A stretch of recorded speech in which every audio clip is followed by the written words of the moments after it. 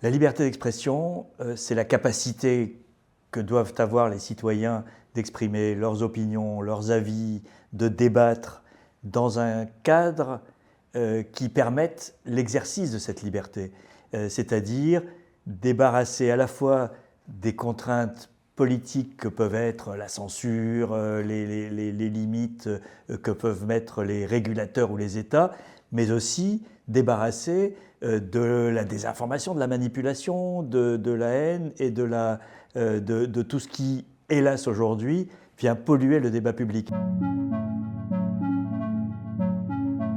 On est là dans ce qui se passe entre l'Union européenne et les États-Unis ou dans ce qui se passe en Iran, au cœur du sujet de cette définition de la liberté d'expression. Lorsque l'administration Trump reproche à l'Europe de mettre des entraves à la liberté d'expression par la régulation européenne, on est dans une hypocrisie totale. On est certes dans la définition américaine qui, elle, ne connaît pas de limite. On peut être pro-nazi aux États-Unis, c'est interdit en Europe. Mais je pense que cet équilibre, il doit être trouvé dans une régulation qui permette un débat équilibré de se tenir.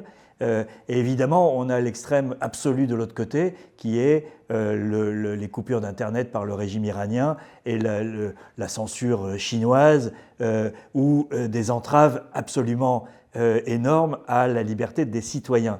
Mais il y a un équilibre à trouver, il est celui d'une régulation qui, au contraire, crée les conditions d'un véritable débat et d'une véritable expression citoyenne.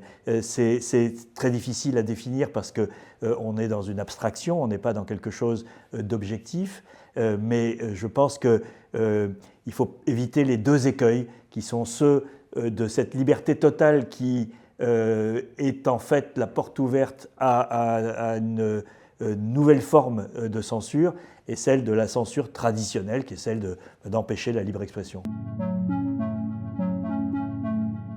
Aujourd'hui, on est dans une époque où cette censure, elle peut être aussi le fait des plateformes numériques, par exemple, qui, par leurs algorithmes, manipulent les informations auxquelles vous, citoyens, pouvez accéder. Parce qu'on définit à votre place le flux d'informations auquel vous prétendez accéder librement. Mais vous ne savez pas à quel point votre flux d'informations est manipulé par les algorithmes. Cette intrusion des plateformes numériques dans notre liberté de citoyen, elle est insidieuse parce qu'elle n'est pas visible, elle n'est pas aussi flagrante que celle du censeur qui vous dit « ça vous n'avez pas le droit, je vous ferme votre compte », etc.